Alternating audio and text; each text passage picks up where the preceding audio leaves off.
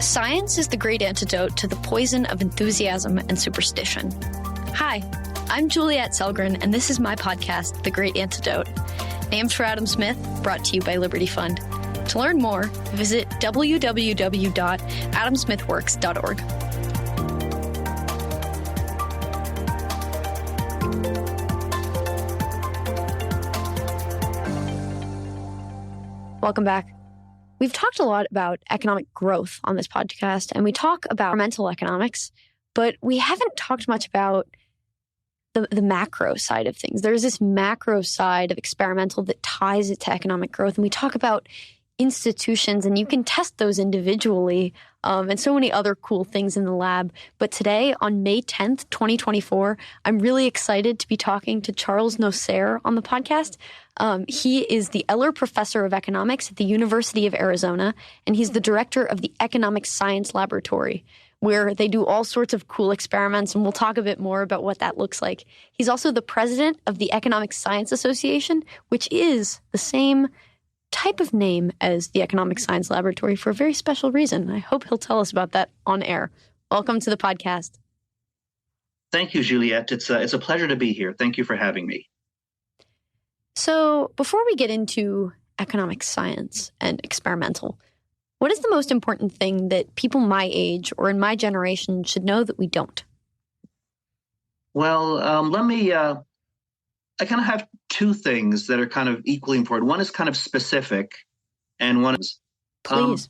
The first is about saving and investing. So now I'm 58 years old, and I realize now, based on how much the S&P 500 has gone up, how fast stocks have gone up, the average return of the S&P 500 has been 11.3% over the last 50 years. If I do a calculation, I realize that if I had saved $16,000, if I could have put away $16,000 when I was 22 years old, I'd have $1 million now. And I think that's something I never appreciated when I was a young person, that I could have, if I'd been able to sock away some money, not look at it, that I would have so much money now. So it's very hard to I can't tell you how you can get rich in the short run, how you can get rich next year or in 5 years, but it's pretty easy to tell you how you're going to get rich in 30, 40 years. And that's just by, socking away some money, putting it in the stock market, not looking at it. That's one thing that I never appreciated when I was a young person. And I think it's useful to impart on young people now, that I never really appreciated how fast how much investments grow, not how fast, how much they grow over a long period of time. The other thing I thought I'd mention in this vein was, a lot of people tell you the secret to success is hard work and, keeping your nose to the grindstone.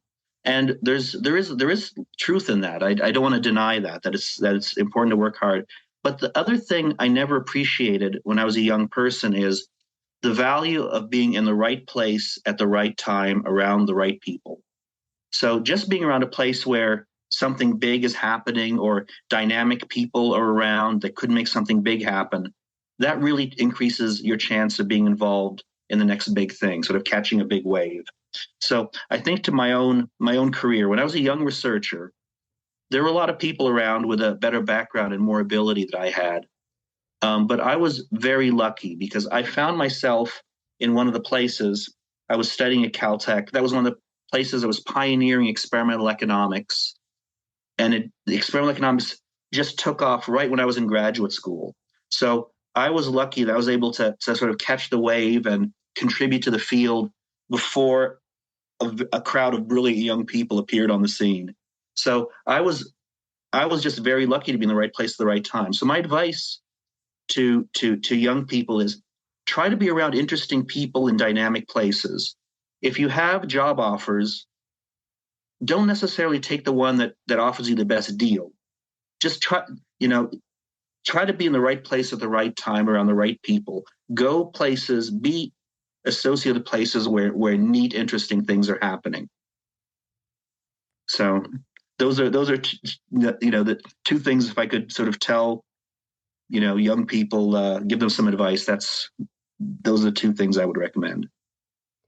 And those are great pieces of advice. I see a common thread throughout them, and I might be making this up out of thin air because wishful thinking, I like the fact that I can tie them together, and tie them to economics.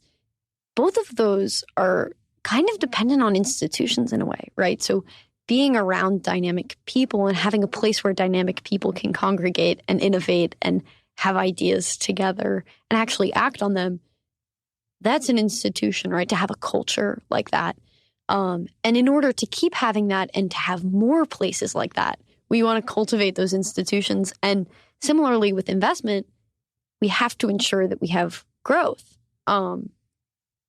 And that's dependent on institutions, which is exactly part of what we're going to be talking about today. So maybe I made that up, but I think it sounds legit.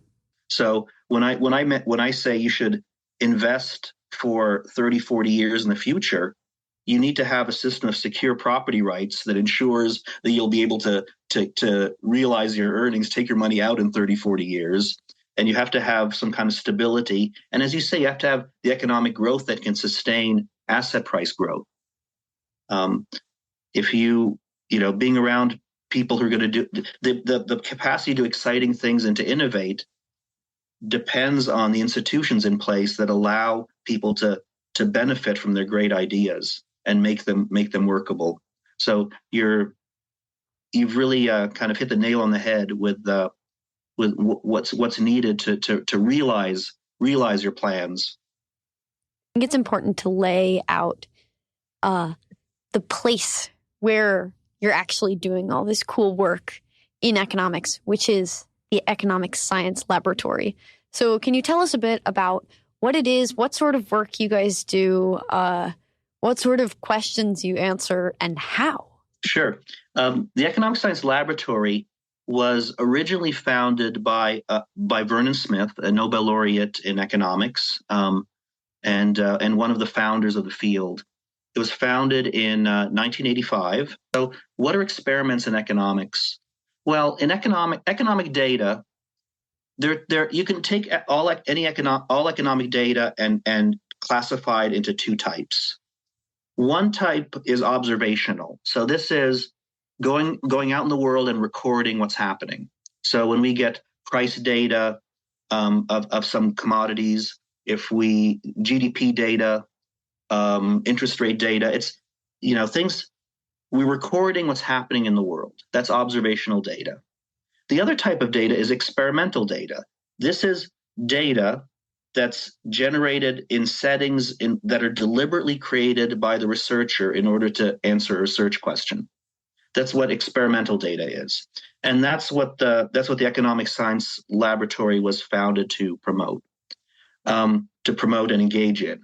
So typically, what we do is what's called laboratory experiments, which means the setting is we bring volunteers into the lab, and we put them in an economic situation, which is, say, a situation, a game, if you will, which has the same structure of an economic model or a setting. We set an economic setting of interest. We incentivize them, which means we pay them more the higher their profits are in the economic model that we're building. So, for example, if it's an experiment about firm behavior, we incentivize the people in the role of firms by giving them more money the higher the profits they make in their role as firms. You can think of it as, they accumulate a point score, and the point score is based on how well they're doing in the experiment and the economic model being considered, and that point score converts to dollars or whatever currency you're using at the end of the session. And so the big advantage of laboratory experiments is you have really control over the environment. So you understand fully the underlying structure of the economy in a way you don't out in the world. Occasionally, we do field experiments, which means we conduct an experiment which is outside the laboratory setting. The typical participants in the laboratory are undergraduate students. in a classical experiment. And there's the two reasons we typically use students are that one, there's students available, so there are many participants available. The other is it facilitates replication. So if I do an experiment at the University of Arizona, and somebody at another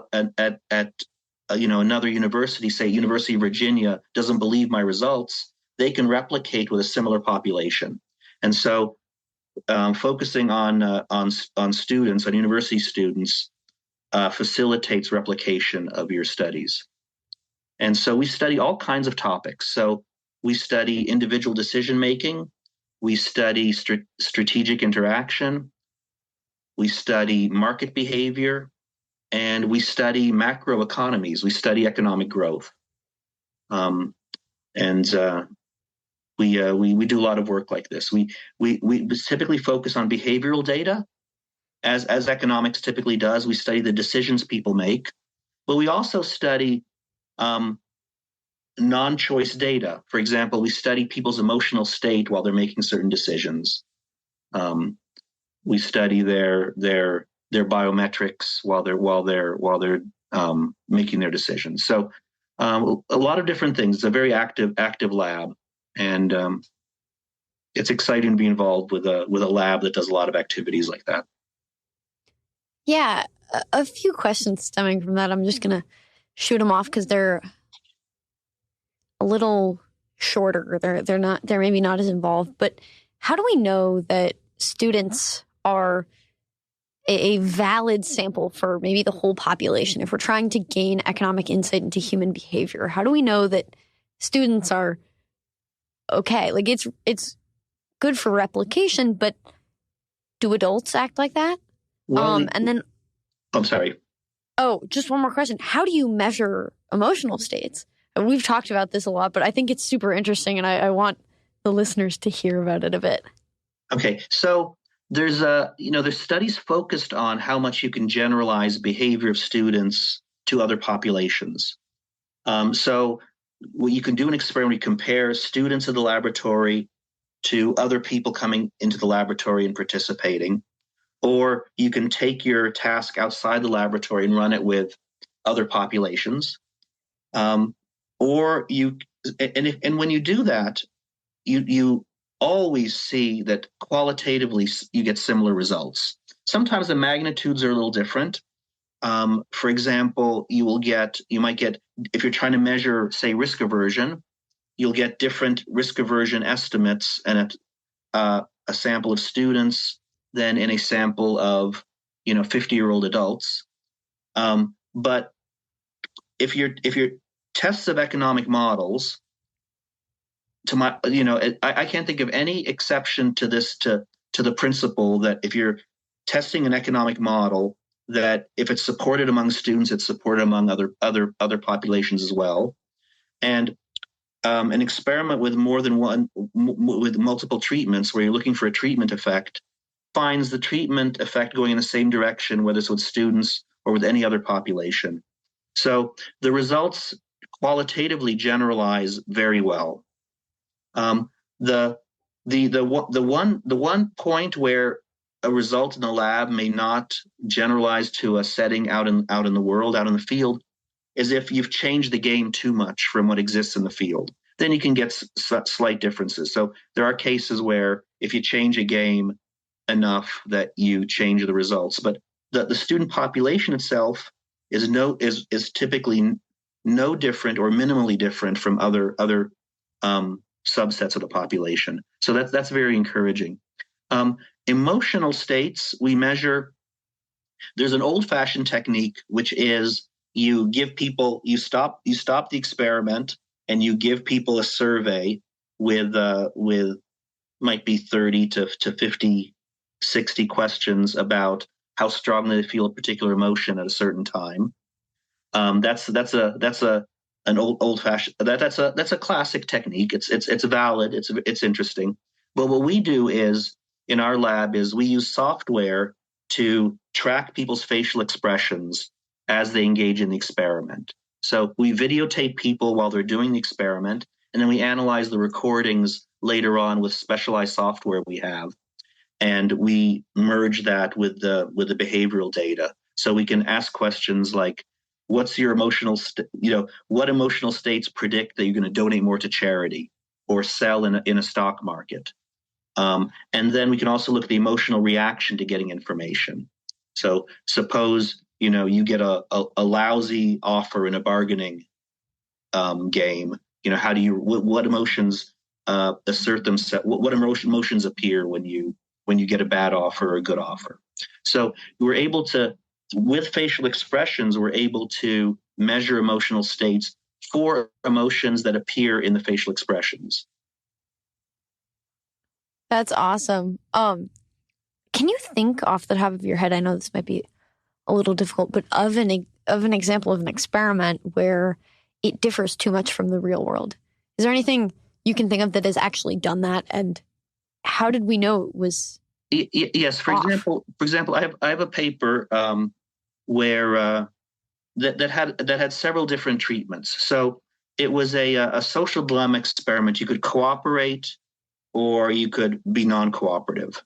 So we set up this abstract game in the lab with students, and people exhibited a moderate level of cooperation.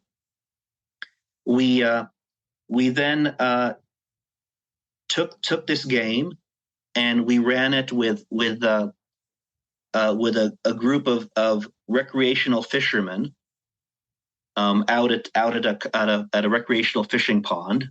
The abstract game, people cooperated to a similar level as the students. Then we changed. Well, then we kept the general structure similar, but we changed the game so that now what you have to you cooperate. We put the people around the fishing pond with their fishing rods, and we said the way you cooperate in this game, you can make more money if you don't fish, if you restrain yourself from fishing and taking out too many fish from the pond. And nobody did that. As soon as we had them actually in the fishing game, people acted much more non-cooperatively, and they weren't prepared to forego fishing, which they really enjoy, to increase the payoff of other people in the group. So it mattered whether they were playing an abstract game on paper, even though there was real money involved. They were much more cooperative than when cooperation actually involved not doing the thing they really liked, which was fishing. So that's an example of when you change the population, if I went from the students to the fishermen with average age 55, and I had them play the same game, they play the same game the same way. But if I change the game, then they behave differently. Even though it's kind of based in its abstract structure, the game is similar, but they don't think of it as similar. Yeah, and it's not even necessarily the age difference. If you had a recreational fisherman student in the student population, they'd probably behave more like the actual fisherman. I think you're exactly right. So it really it's not an age effect. It's an effect of of the context, you might say. I think you're absolutely right. How did you come to inherit this lab? It's such a cool resource and way to answer questions. How did you come into that? Well, I was lucky. Again, I guess being in the right place at the right time. So the director position was vacant because the previous director had left. And at the same time, my family was itching to move somewhere, wanted a change of scenery. And so I let it be known that I was available if they were interested, and they happened to be interested. And that's how I was able to get the job. So again, it was I was in the right place at the right time. I was in the right state of mind, ready to move when they were looking for a director. Yeah. Do you think that this theme, the almost accidental, but like blissfully so, like a great serendipitous coincidence, have you seen that in the lab? Like, I don't know how to necessarily phrase this, but I would think this is a fundamental part of human beings, right? To get this sort of piece of advice. Yes. Advice usually is true and applicable to more people than the person giving it. At least we would hope. But has the lab taught you that or anything about humanity, human nature that you don't think other strains of economics can get at?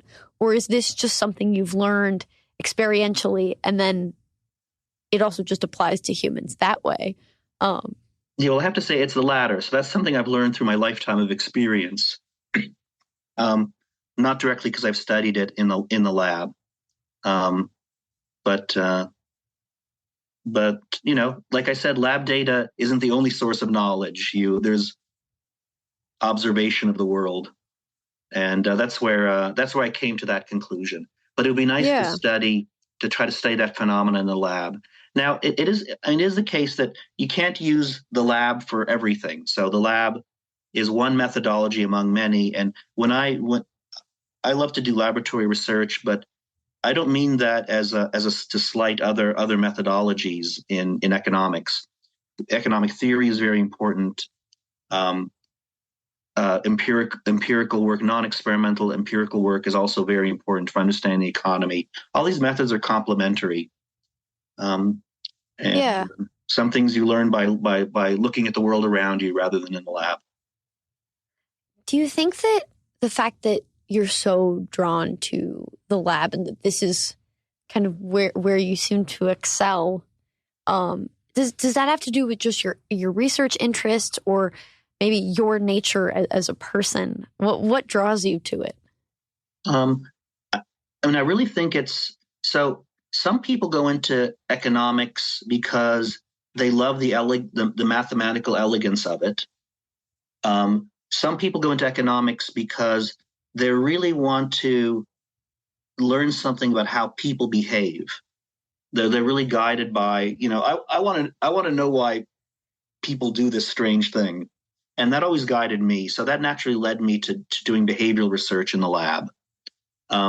So it really depends on there are different types of people in this field. And I think it has to do with what aspect of economics they find compelling. Like I said, I think a lot of people go into theory, find the mathematical elegance of economics, which I do appreciate, but they find that really, really attractive and are drawn to that. A lot of people find, working with data, find econometrics, which is elegant in its own way, and you learn a lot about the economy by doing econometrics. Some people are really passionate and attracted to that idea of working with big data sets.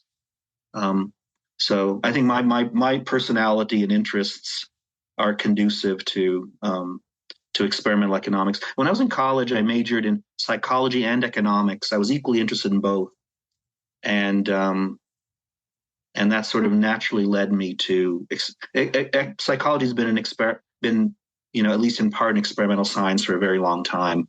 And so that kind of attracted me to experimental economics, the interest in psychology as well as economics.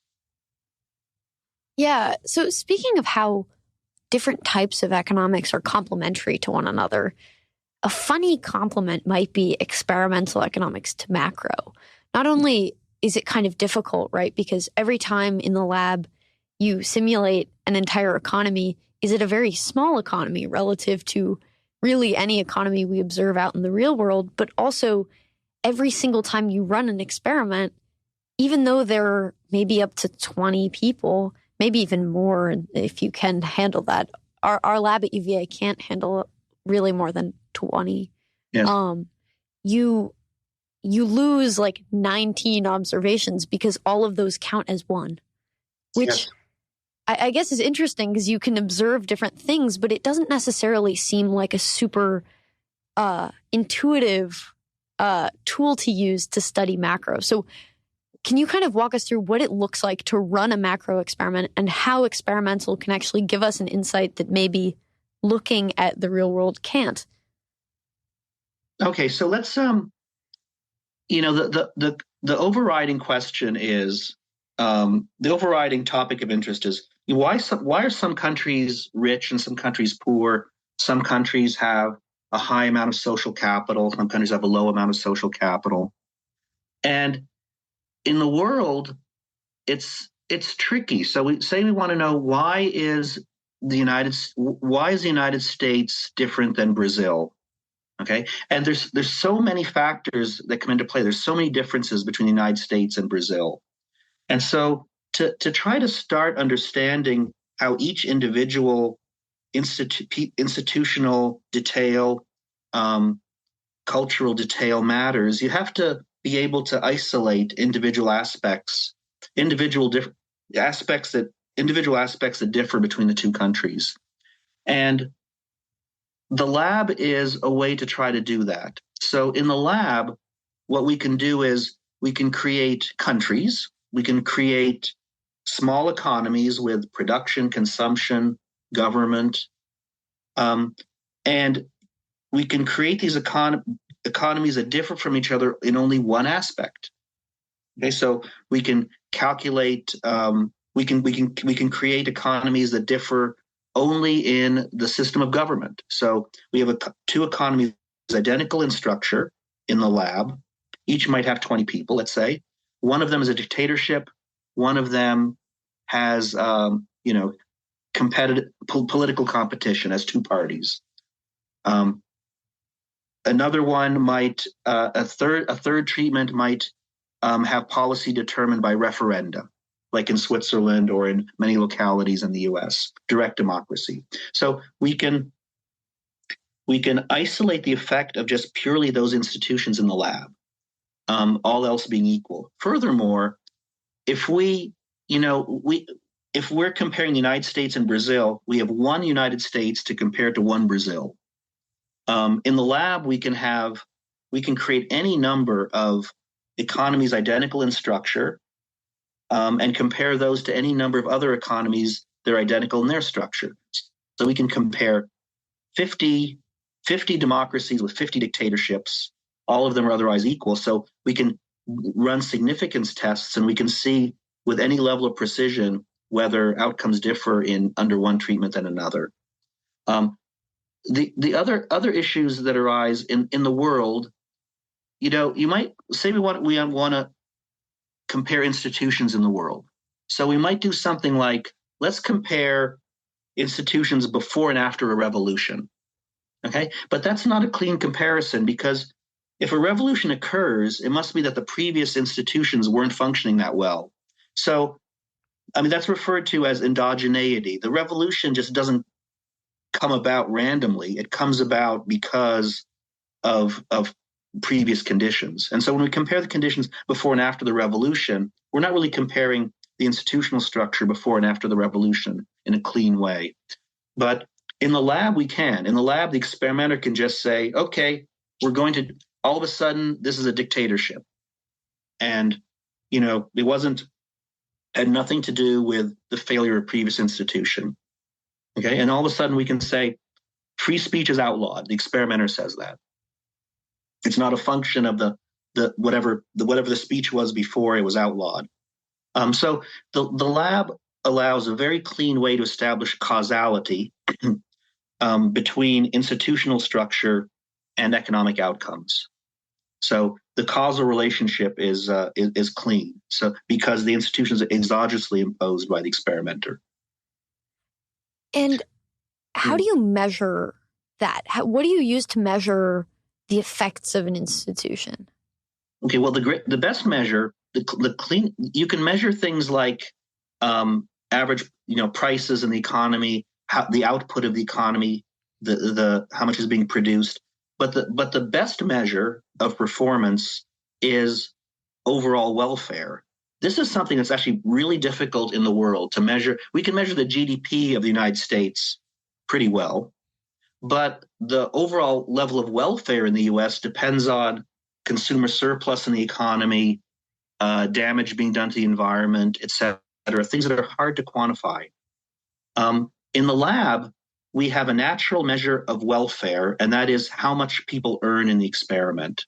There's a very clean measure of how well objectively the economies are doing in the lab. So, and how is that different from GDP? So, for example, think about the concept of, so welfare, for example, would include consumer surplus, whereas GDP wouldn't. So GDP is the sum of the market value of goods and services being produced. Okay. Now, suppose you're a consumer in the market and you value something at $10. The $10 would be the most you'd ever pay for it if you had to, but you only pay because the market price is $6, so you're able to buy it for $6. You've added $6 to GDP, but actually the benefit is there's also an additional benefit, which is that $10 minus $6 surplus or welfare you got in excess of what you paid.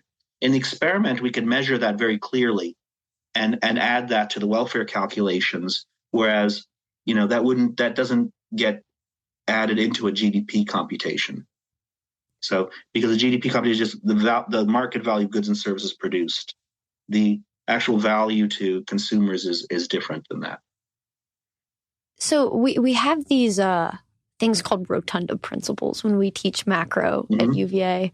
One of our professors came up with this clever term for it. One of them is trade creates value. The other one, there are a few of them, but one of the other notable ones that's really relevant is the three sources of economic growth are resources, technology, and institutions. And I know them verbatim because if you spell a word wrong, well, no, we actually give points back for spelling a word wrong. But if you mix the order of the resources, technology, institutions, you get the question wrong because it actually, in that order, tells solo 1, solo 2, modern growth theory. It tells a story about how macro developed and how we came to understand the economy. A whole thing. And obviously, we've been talking a lot about institutions, but it sounds like what this is actually being able to measure the value that trade creates in a way that is so hard to teach students because you can't see it just looking at market prices. Yes, correct. So experiments are a great way to teach the gains from trade because they're clear measures of gains from trade. So, for example, if we do an experiment, say our purpose is to teach kind of gains from trade that can be generated in a market. Say you're a seller and I'm a buyer, and what we do is the experimenter can tell me as a buyer, there's this good called X that we can create a market for. If you buy it, you get $10 in payoff. We'll give you $10 as a buyer.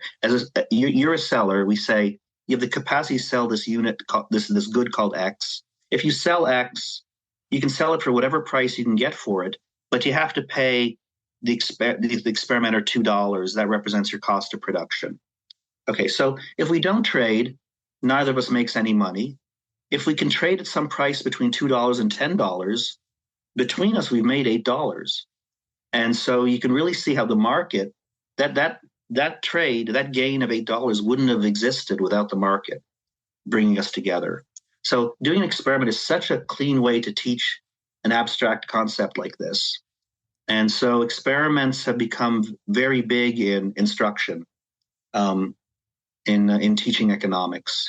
Just like, it shouldn't be surprising. Experiments are how we teach, we teach sciences. We teach chemistry to high school students with experiments. We teach physics with experiments. We teach psychology with experiments. So it's only natural that economics education can benefit in the same way. Yeah, that's a really good comparison. Let's talk some results. So what does economic theory and just generally economic thought tell us about what institutions are good for growth and welfare and people? And is that seen in the lab? So it's widely believed, and the researchers Acemoglu and Robinson are associated with this particular view. That and they've come up with this terminology that I like to borrow from them, which is that inclusive institutions are conducive to growth, and extractive institutions are harmful to growth. So Acemoglu and Robinson, their category of inclusive institutions. Inclusive institutions are those that allow participation from a broad segment of society, ideally all of society. These are things like a democratic voting process. Everybody can vote. Free speech, anybody can say whatever they want. Freedom of assembly, anybody can get together with anybody else. Those are inclusive institutions. Extractive institutions are institutions that allow an elite to exploit everybody else. So, for example, dictatorship is like that. So if there's a dictatorship, then the dictator and people associated with the dictator can exploit everybody else. A prohibition from expressing their views. Those are extractive institutions. In the laboratory, so I've been involved with research to study the effect of different institutions on economic growth. So I can create an experimental environment in which a well-performing economy can grow, but a poorly performing economy won't. So there's scope to observe different levels of economic growth. And sure enough, it's typically the case that inclusive institutions do lead to higher growth in the lab, and extractive institutions lead to lower growth. One thing we've also discovered in the lab is that a functioning price system is really important.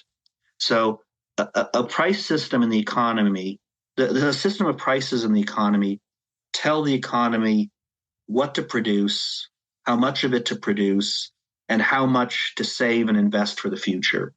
Without a price system to put prices on consumption goods and capital, it's really difficult to, even if you're well-intentioned, and say you're a dictator who's well-intentioned and want to maximize the discounted value of economic growth, which is the overall payoff, the overall payoffs over time to everybody. It's impossible for somebody to allocate the resources well. It's too difficult a problem unless you have prices to guide you, to reflect the scarcity of different goods in the economy. So one thing we've discovered with our experiments is a functioning price system is really crucial in allowing resources to be allocated in a way that's conducive to growth.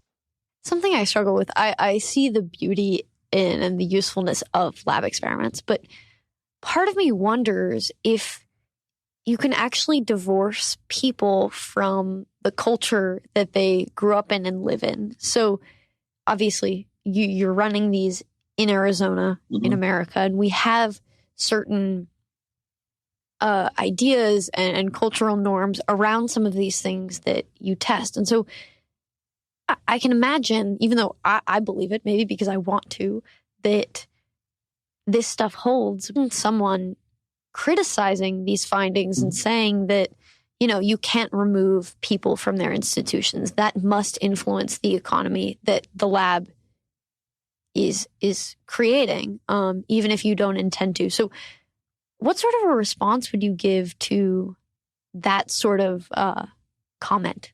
I would say that point is well taken, and we can check it. So for example, if somebody says, well, these results in the United States don't apply in Brazil, we can go to a lab in Brazil and run exactly the same experiment and see if we observe the same thing. So cultural differences are an important dimension that has to be taken into account. And so fortunately, the experimental methodology allows us to check for these, to check if cultural differences might affect the relative performance of different institutions. So that's something that can be checked. Now, in general, if you survey the landscape of experimental economics,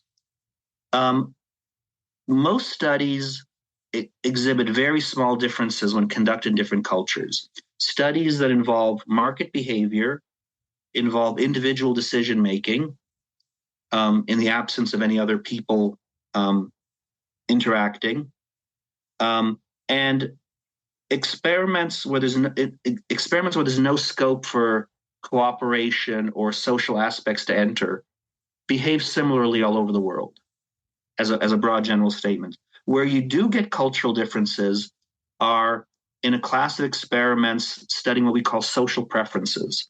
This is how the outcomes of other people, how your decisions affect the outcomes of other people. So things like social dilemmas where there's scope for cooperation, games where where altruism can make a big difference, games in which how much you trust other people make a big difference. Those do exhibit cultural differences, because there appear to be really different norms in different parts of the world. And so if your experiment, if those aspects, social preferences, are very prominent in your environment, you particularly would have to check whether the results hold in different parts of the world, to make a statement that they're general. Typically for market experiments, I'm unaware of any market experiment of the kind I've described, where results are different in different parts of the world. They tend to behave the same everywhere. But the issue the skeptic raises, that the same results might not occur in another country, it's fair to go to that country and check it.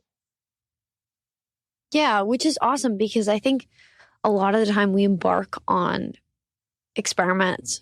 I say experiments, but I don't mean necessarily experimental economics. I mean academic research that is not easy to replicate. Either it's super expensive, or the methodology is complex, or you just can't package it. Whereas a lot of experiments are done online, or even on paper.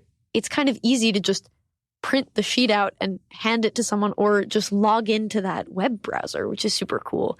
It's funny. I want to say it's funny, but it floors me how beautiful it is that now we can ask and answer all these sorts of questions just because of technological innovation. I agree. So suppose we want to say, well, suppose we have an economy where there are people in the US and Brazil interacting at the same time. And how does that behave? Does that behave differently than an economy populated by Americans? Until recently, we couldn't, and the US could both log in together, but now we can.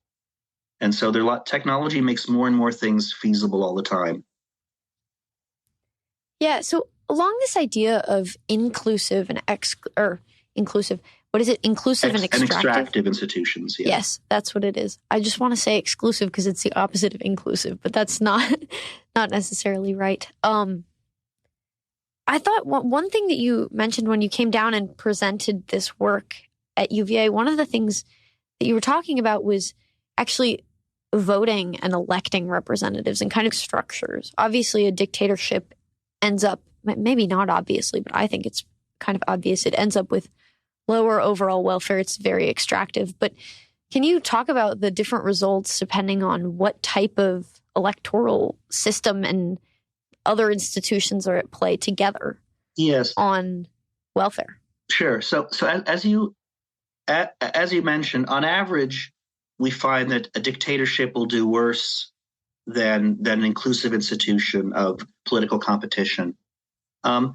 You can be lucky with your dictator. So it's what happened in the dictatorship is crucially sensitive to who the dictator is.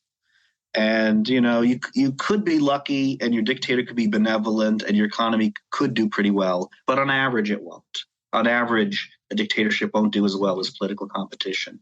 Now, one thing you could do is most of the time in economic models, we assume benevolent motives on the part of the people in power. But suppose we allow kind of be corrupt. A dictator will steal a lot of resources if they can, without fear of being caught, or any fear of any punishment. The political competition will also lead to a lot of stealing unless it's policed, and it's because under political competition, the horizon of the people in power is actually more short term than that of a dictator. So sometimes there'll be even more theft under political competition than under dictatorship. So it's very important to be able to have other institutions in place that police the people in power, that kind of that provide checks on them from appropriating too many resources to the uses that they favor. So it's a complex problem. On average, the research does show that political competition is better than a dictatorship on average. But it's very important to have other institutions in place to incentivize the whoever's in power to behave benevolently, if possible. So that's what Yeah. we're working on now. So not all of us have access to an awesome experimental lab that can watch emotions and stuff, but we do have access to, obviously, these results and these ideas. And not all of us have access to maybe being like the president, a role model, or hopefully a role model, or like a congressman. Like, not all of us are meant to do that, Yes. right? Time and place, hard work, all that stuff. Preferences also. But what can we learn from this, even if we're not going into economics, as just people operating in a society? What should we expect to have a prosperous society where everyone is better off? And how can we enact that either politically or in our own lives? All of the above. Well, that's a difficult and general question. Yes. So from experiments in general, if you really read the results in detail, you can really learn a lot to help you in your daily life. So by learning, so the macro experiments we've been discussing are kind of on a big scale. So it teaches you kind of big lessons about the economy overall. Very hard for an individual to kind of affect the behavior of an overall economy. But there are other experiments that really kind of tell you a lot about things that are useful in your life. So experiments where people lose money show the hazards of certain types of situations you find yourself in. For example, there's experiments. Generally speaking, any experiment that puts you in competition with somebody else reports the result that people compete too hard. They just compete too hard. So they'll typically dissipate all the benefits available in a prize you can compete to win. In an auction, people tend to bid too high. In a contest, people compete too hard, exert too much effort. And so a lesson to be learned is that if you're in a competitive situation, your instinct is to compete more than is optimal. And maybe you should kind of be aware of that and kind of restrain yourself. Another thing we learned from the literature on social preferences is that the basic the classical assumption in economics that people only care about their own consequences themselves is just way too simplistic. That people have, your utility is based on what happens to you without regard to what happens to other people, and that's just way too simplistic. So people have a strong altruistic streak. They have a strong envious streak. They resent people people doing much better than they do. They feel bad when they have much more than somebody else, and have an instinct to help that person. People have a strong instinct to pay back kind actions with kindness. They have a strong instinct to try to punish nasty actions with nastiness. People have two sides when it comes to being cooperative. People have a cooperative side and a selfish side. So if there's a situation in which people can cooperate, they don't find themselves being completely cooperative or completely selfish. They're kind of somewhere in the middle. And so once you learn about getting those insights about how the human beings you run into in your life are likely to behave, I think helps you a lot. So there are lots of lessons to be drawn from experimental economics. So it really guides me in how I live my life quite a bit. It is one of the kind of sources of intuition I have about how the people I interact with are likely to behave, or what I should do in a given situation. Yeah, that's awesome. Thank you so much for taking the time to be on the podcast and to share all of your knowledge and your wisdom and your passion for economics, especially experimental. I really love it, and I think it's super interesting, and I think my listeners will learn and do agree as well. So I have one last question for you. Sure. If that's good. Yeah. What is one thing that you believed at one time in your life that you later changed your position on, and why? Well, I used to believe many years ago that human advancement was exponential necessarily. So I thought, progress would follow the smooth exponential path of continuous progress, and I had a lot of faith in technology, in new technologies showing up on a consistent basis. So I used to think when I was growing up, I thought that by 2024 we'd have colonies on the moon, we'd have cities on Mars, life expectancy would be at least 100. But now I realize that actually progress comes, but it comes in like fits and starts. And innovation is expensive and risky, and there are obstacles, and sometimes you break through the obstacles.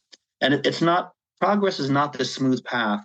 It's more like looks like a time series of stock prices or something, goes up and down. The trend is upward, but it can even go in reverse brief, for a while. The overall trend is towards progress, but it really comes in bursts and fits and starts. Technological progress is fickle. It's an unpredictable thing, and so that I've really kind of changed the way I think about kind of human advancement over the years.